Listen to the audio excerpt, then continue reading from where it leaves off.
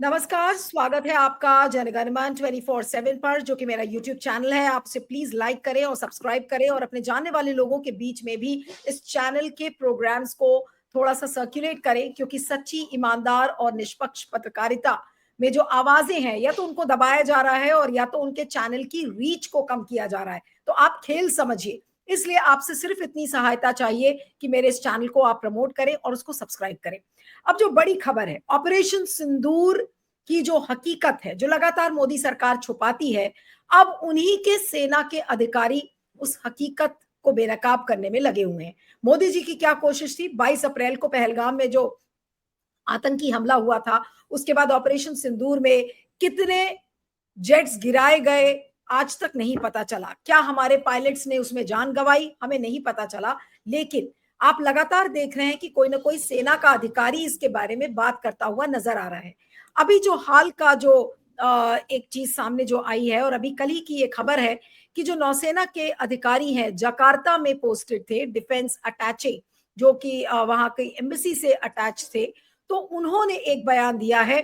और 10 जून को उन्होंने एक सेमिनार में एक टिप्पणी की थी और उसका एक वीडियो सामने आया है जिसने कि एक बार फिर से हड़कंप मचा दिया है। जकार्ता के एक यूनिवर्सिटी में वो वायु शक्ति के परिप्रेक्ष्य में पाकिस्तान भारत हवाई युद्ध और इंडोनेशिया की पूर्वानुमान रणनीतियों का विश्लेषण विषय पर आयोजित एक सेमिनार में बोल रहे थे।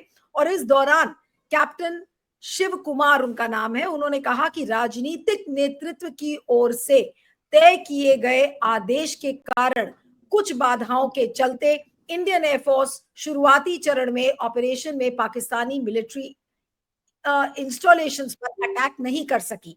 यानी कि किसी न किसी चीज से बांधा गया हमारे जो सेना के जो लोग हैं, और ये राजनीतिक नेतृत्व के चलते वो लोग उस तरह से अटैक नहीं कर पाए और इसीलिए पाकिस्तानी मिलिट्री इंस्टॉलेशंस पर अटैक नहीं हो सका। कैप्टन शिव कुमार ने कहा कि हमारे कुछ एयरक्राफ्ट खो दिए और ऐसा केवल राजनीतिक नेतृत्व की ओर से सैन्य ठिकानों या उनकी एयरफोर्स सिस्टम पर अटैक न करने की बाध्यता के कारण हुआ। लेकिन नुकसान के बाद हमने अपनी रणनीति बदली और हम मिलिट्री इंस्टॉलेशंस पर अटैक किया।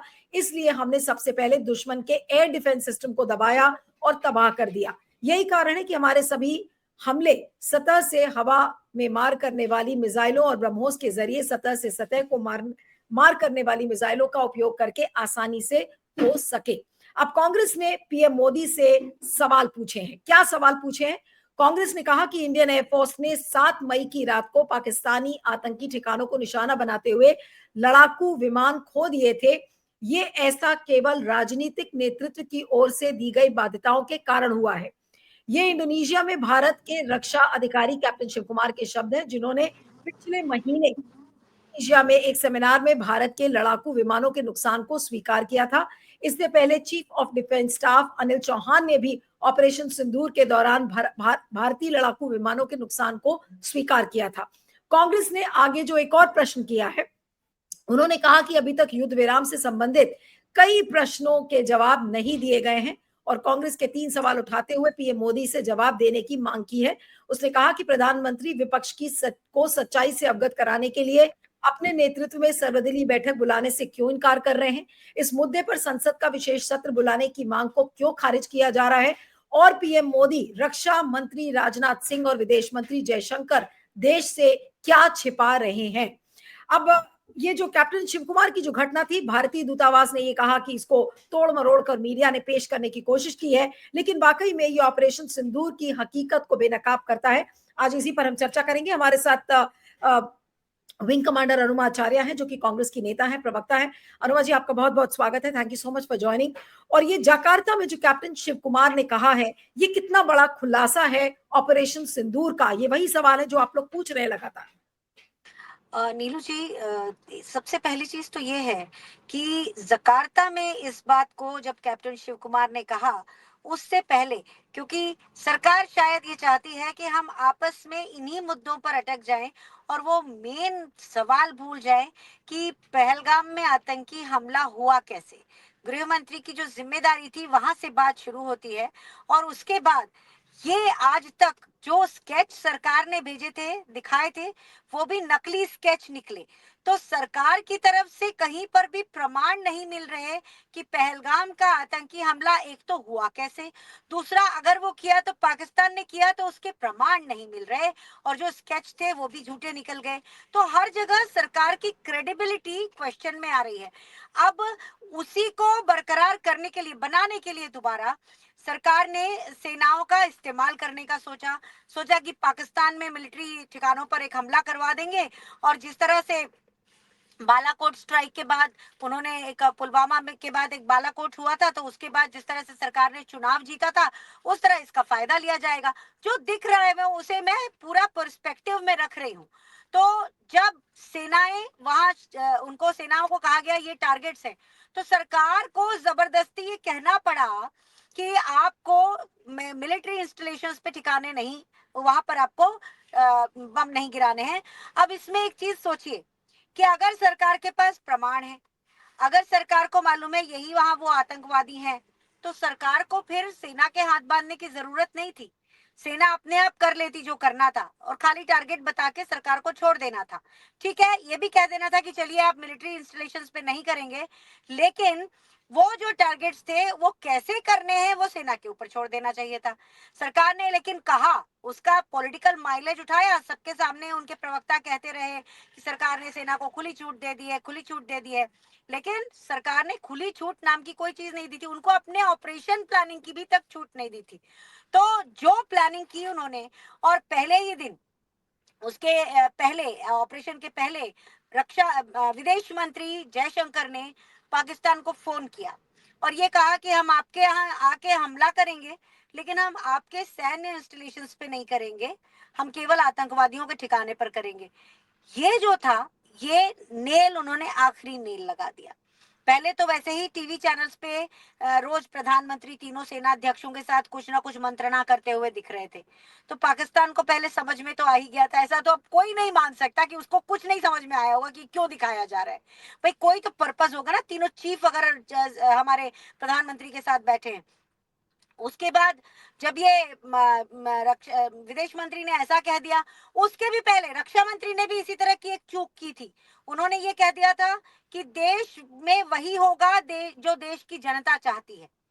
तो ये इस तरह से पाकिस्तान को संकेत पूरे दे दिए गए थे।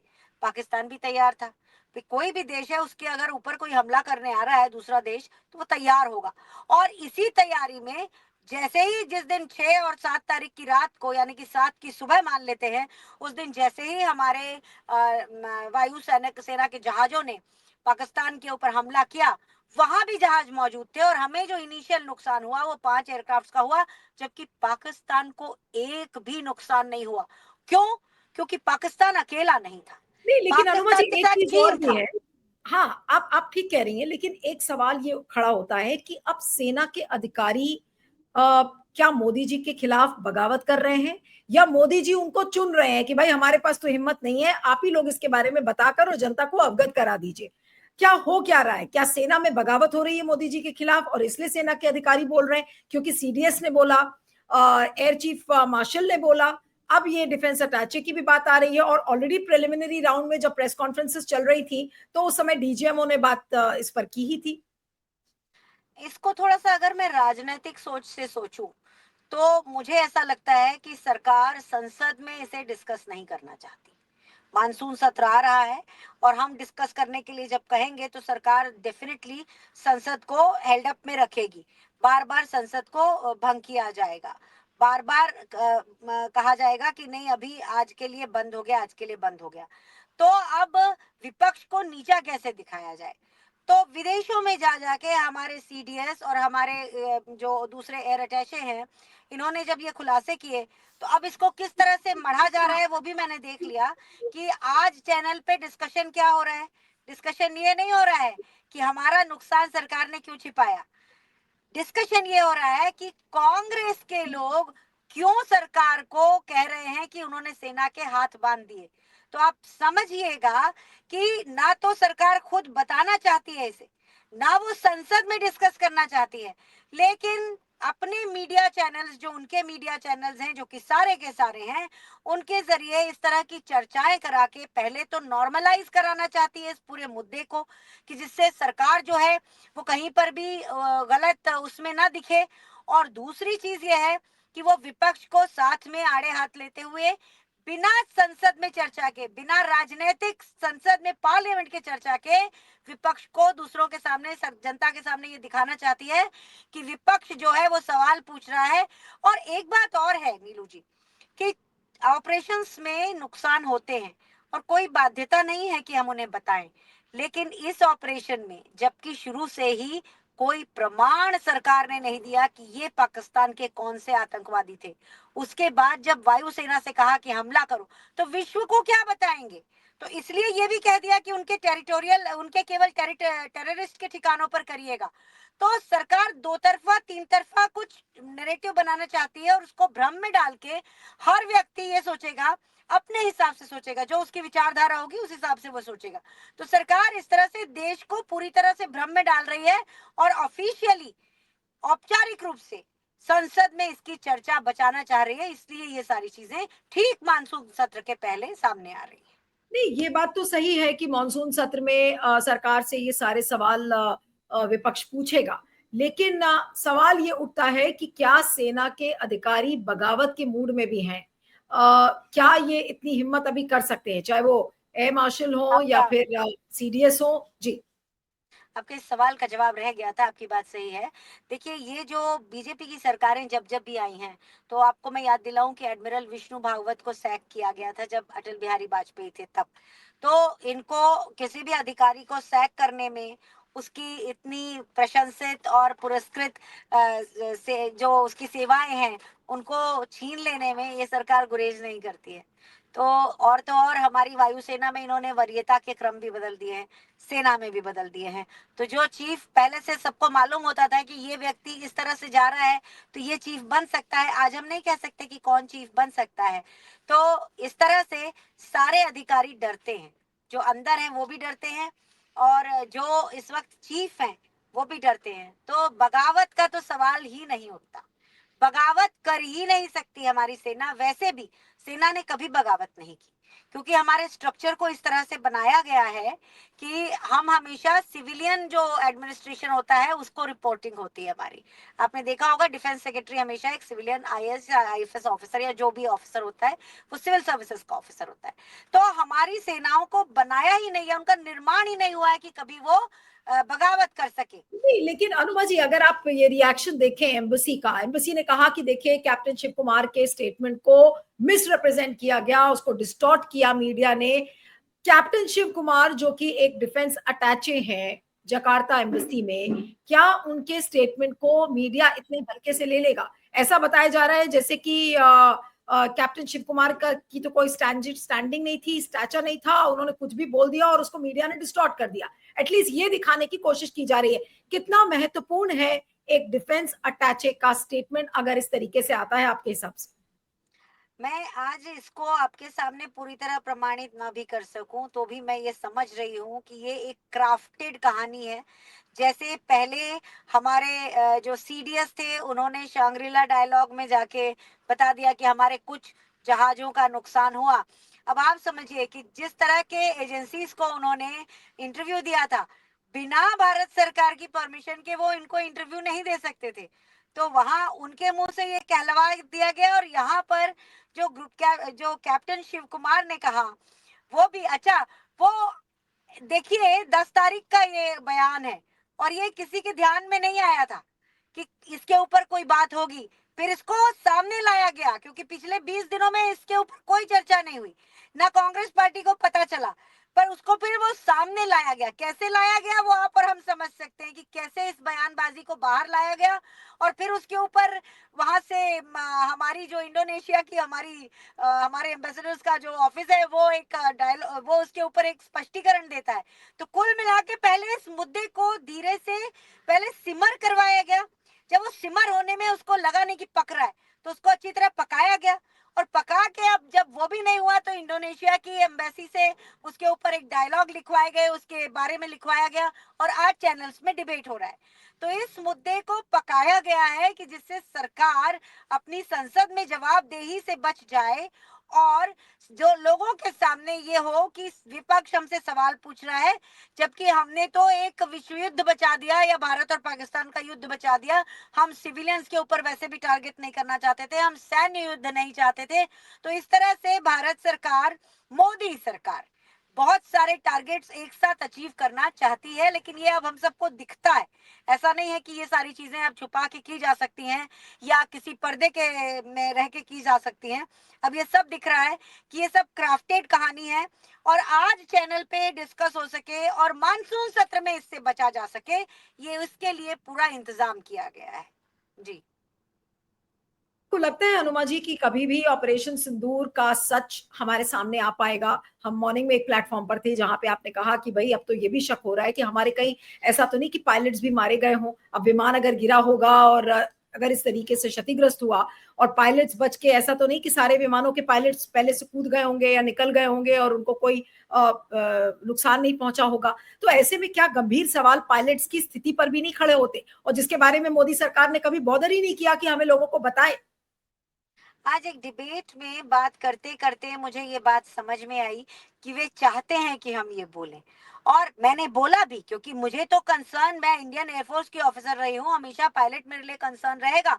जहाज तो कंसर्न होगा ही, लेकिन जहाज से ज्यादा एक इंसान की जान, उसके पीछे उसका परिवार है, तो वो कंसर्न रहेगा। लेकिन जब मैंने वहां पर ये देखा कि ये तो वो चाहते थे कि इस तरह की बात हो, जिससे वो कह सके कि देखो ये अभी कोई शहीद नहीं हुआ, और आगे चल के वो बता भी देंगे, तो तब तक वही है, स्मृति लोगों की कितनी कम होती है कि जब पहलगाम हुआ तो आज पहलगाम के ऊपर कोई बात नहीं कर रहा है, एयर इंडिया क्रैश हुआ उस पर भी कोई बात नहीं कर रहा है। रोज एक नई कहानी खड़ी हो जाती है। बीच में एक सोनम और राजा रघुवंशी की कहानी शुरू हो गई थी। इस देश के लोगों के दिमाग में इतनी चीजें डाली जाती हैं कि वो उनको कंज्यूम ही नहीं कर पाते, वो भूल जाते हैं। इसी तरह से आज जैसे कई दिनों के बाद ये पता चला है कि हमारे जहाज गए, तो अब वो वाली इंटेंसिटी नहीं है। मैं नहीं देख पा रही हूँ कि कोई इंटेंसिटी है, ना तो मीडिया में है ना लोगों के अंदर है। अच्छा ठीक है, हो गया होगा, लेकिन अब जब पायलट का होगा तो वो भी 1 2 4 महीने के बाद, 1 साल के बाद पता चल जाएगा।